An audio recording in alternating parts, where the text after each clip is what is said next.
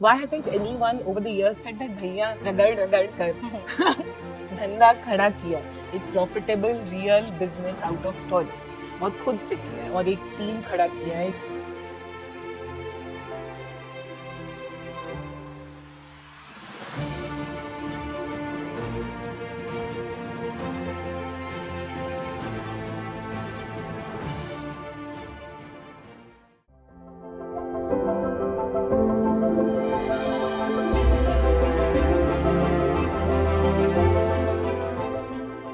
मैं बनारस में हूँ और स्टडी एट होम के स्टार्टअप और फाउंडर्स के साथ हूँ. I had interviewed them online और हम जूम पे मिले थे, बट हम आज वर्चुअल की जगह फिजिकल पे मिल रहे हैं और इनके ऑफिस में मिल रही हूँ और बहुत खुशी हो रही है देखकर कि the startup is doing well and there are so many young people who are employed and who are working with you. मैं सबसे पहले पूछना चाहूँगी कि अभी जो एडटेक का जो it's not good times, at least from a media and whatever we are seeing, क्या प्रभाव पड़ रहा है? आप जो एडटेक के बैड टाइम्स की बात कर रही हैं ना, वो सिर्फ और सिर्फ बहुत ही लिमिटेड है. लेकिन सिंस जिनके बैड टाइम्स हैं वो बहुत बड़े ब्रांड हैं, इसलिए क्या हो रहा है कि वो जो न्यूज़ भी दिखने को मिल रही है, सुनने को मिल रही है, वो बड़ी मिल रही है. हालांकि अगर आप ग्राउंड लेवल पे छोटे छोटे शहरों में चल जाइए, बहुत सारी कंपनी हैं जो एनॉर्मसली वेल कर रही हैं, बहुत अच्छा कर रही हैं. इनफैक्ट छोटी छोटी एडटेक कंपनीज भी हैं जो शायद एक छोटे से सेगमेंट में हैं और वो बहुत आउटस्टैंडिंग परफॉर्म कर रही हैं. एक्चुअली कारण ये है इसके पीछे कि एजुकेशन में ना एक टीचर होना चाहिए जो बच्चे को इमोशनली अपने साथ कनेक्ट कर सके. इसमें एजुकेशन में कोई हीरो हीरोइन ब्रांड एम्बेसडर नहीं हो सकता. ब्रांड एम्बेसडर एक टीचर ही हो सकता है. और अगर आपके पास ऐसा है तो आप ऑब्वियसली बहुत सक्सीड करेंगे. लेकिन अगर वो जो स्टार टीचर्स हैं जो बच्चों से इमोशनली कनेक्ट कर सकते हैं, वो आपके पेड एम्प्लॉयज़ हैं जो स्विच होते रहेंगे, ट्रांसफर होते रहेंगे from one company to other company. Obviously आप बच्चों के इमोशंस को तब कनेक्ट नहीं कर पाएंगे. और ऐसे में क्या होगा कि वो जो आप बोल रही थी ना बैड टाइम्स, वो वाला ही फेस चलेगा. तो एक्चुअल में ये हो रहा है. तो मैंने आपकी दोनों बातों का जवाब दिया. यहाँ पे प्रश्न एक थे लेकिन उसका जवाब दो था कि सिंस बैड टाइम्स बहुत बड़ी कंपनियों के हैं इसलिए वो बड़ा दिख रहा है, जबकि ऐसा है नहीं. बहुत सारी छोटी कंपनियां बहुत अच्छा कर रही हैं, जिनमें से एक कंपनी हम भी हैं और ठीक ठाक कर रही हैं. Congratulations on that. और इसीलिए मैं यहाँ आई हूँ और आपके ऑफिस में बैठी हूँ क्योंकि समवेयर मुझे लगता है कि बनारस में ये स्टार्टअप करना, एडटेक स्टार्टअप करना, यहाँ पे यंग लोगों को एम्प्लॉय करना, because you could do it anywhere, you can go anywhere, but you chosen to be here. मैंने स्टार्टअप इंडिया का पोस्टर देखा आपके ऑफिस के बाहर. इसके लिए you need to have a purpose and you need to have a drive and I want all of you to share again what is the purpose, what is the drive, and why out of Banaras, why out of Varanasi? Actually बहुत fancy reason तो नहीं है इसके लिए, लेकिन एक बहुत ही true by heart reason है इसका. आई एम होम सिक.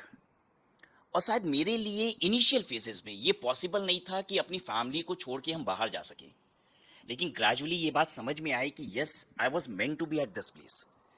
और शायद वाराणसी में बहुत सारी कंपनीज ये देख के भी फील करती हैं कि अच्छा कॉर्पोरेट कल्चर यहाँ से स्टार्ट हो रहा है. Yes, they have an office, they have people making employable here in Varanasi. तो नाउ आई फील हैप्पी कि ठीक है भाई, अगर हमें देख के भी बहुत सारे लोग और यहाँ पे स्टैब्लिश होने की कोशिश कर रहे हैं तो that's good. But it initially doesn't started with an very good big और रीज़न कि भाई बनारस में कुछ करना है, बड़ा करना है, मैं इस उद्देश्य से आ रहा हूँ. नहीं, मैं होम सिक था और मुझे लगता था फैमिली छोड़ के नहीं जा पाऊँगा, मेरे लिए बस की बात नहीं है. मैं आपको बताऊँ, मैं एक्चुअली अपनी सीए फाइनल की पढ़ाई के लिए बाहर गया था 3 महीने के लिए और हर रात रोता था, हर रात रोता था. ऐसे लगता था कि रह नहीं पाएंगे. तो मुझे समझ में आया कि कैसे पॉसिबल होगा, नहीं कर पाएंगे बाहर जाके काम. ये पूछना चाहती हूँ कि अभी सबको बताइए study at home, how is it different, how is the what you are teaching different, model कैसे अलग है और क्या सिमिलर है to many of the edtech players out there? Hindustan में जितनी भी एडटेक कंपनीज है ना, वो सर्व करती हैं 15 साल से 25 साल की ऑडियंस को. वो ही जनरली एक एकेडमिक्स के लिए या किसी भी एग्ज़ाम के लिए प्रिपेयर करते हैं. लेकिन स्टडी एट होम एक नॉर्मल एडटेक कंपनी नहीं है. ये education mixed with entertainment meant for wider audience है. हमारे जो यूज़र्स हैं ना, वो 15 साल से लेके 75 साल के हैं. इनफैक्ट मैं आपको बताऊं श्रद्धा कि अगर बहुत सारे कोर्सेज ऐसे हैं जब आप स्क्रॉल करने लगोगे ना तो आपका भी मन करेगा कि चलो मैं भी कर लेता हूं। तो ये क्यों है? क्योंकि हम कोर्सेज देते हैं स्किल बेस्ड, जिसके लिए कोई उम्र नहीं होती, कोई एग्जाम नहीं देना है, बस अपनी सेल्फ डेवलपमेंट करनी है। तो हम दो स्ट्रीम में काम कर रहे हैं। एक तो एग्जाम प्रिपरेशन है जिसके लिए बहुत सारी एडटेक कंपनी कर रही है, राइट, लेकिन उसमें भी हमारी स्ट्रीम ऑल टुगेदर डिफरेंट है। हम नॉर्मल एकेडमिक्स नहीं कर रहे, नॉर्मल गवर्नमेंट एग्जाम नहीं कर रहे जिसमें ढेरों एजुकेशन कंपनीज हैं। हम कर रहे हैं प्रोफेशनल एजुकेशन जिसकी बहुत ही क्रीम लोग होते हैं, बहुत स्पेशलाइज्ड लोग होते हैं, बहुत कम ऑडियंस होती है लेकिन उन कोर्सेज को करती है। ऐसे प्रोफेशनल कोर्सेज कर रहे हैं। और एक कैटेगरी हमारी है जो वाइडर ऑडियंस के लिए हर घर में करेगा, हर घर में 2-3 लोग करेंगे, दैट इज स्किल डेवलपमेंट। और स्किल डेवलपमेंट में हम लोग फाइनेंशियल स्किल सारे, stock market, crypto currencies, then financial modelling, then MS Word, Excel, PowerPoint, और फिर उसके बाद तो खाना कैसे खाना चाहिए, कपड़े कैसे पहनने चाहिए, अपना छोटा मोटा मेकअप कैसे कर लेंगे, अपनी थोड़ी बहुत हेयर स्टाइलिंग कैसे कर लेंगे, इस तरीके के न जाने 2500-3000 स्किल बेस्ड कोर्सेज कर रहे हैं।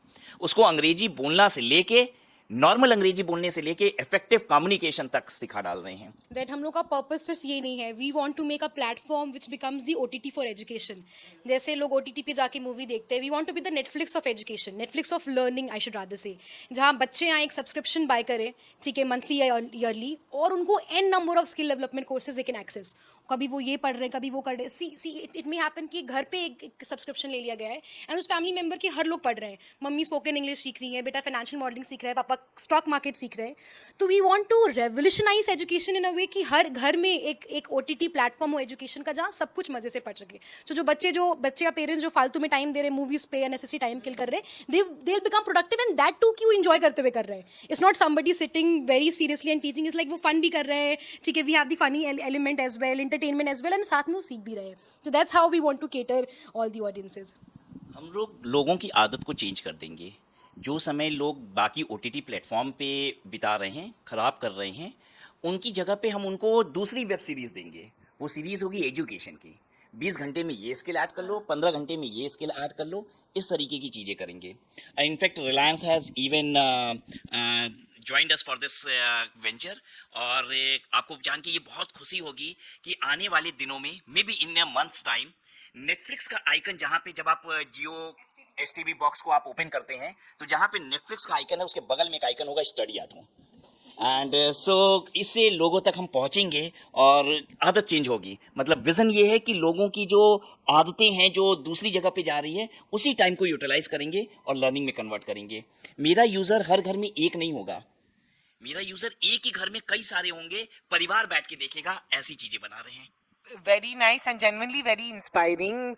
मैं लास्ट ये क्वेश्चन पूछना चाहूँगी, अगर आप सबको इस इस इंटरव्यू और इस कॉन्वर्सेशन के माध्यम से अगर कहना चाहें कि क्या करना चाह रहे हैं next in terms of fund raising, कर रहे हैं या नहीं, क्योंकि ये तो पूछना ज़रूरी है कि, और या बूटस्ट्रैप रहेंगे, ग्रो करने और स्केल करने का क्या प्लान है? इस कंपनी को लगभग 5 साल हो गए हैं इनकॉर्पोरेट किए, and we are highly profitable.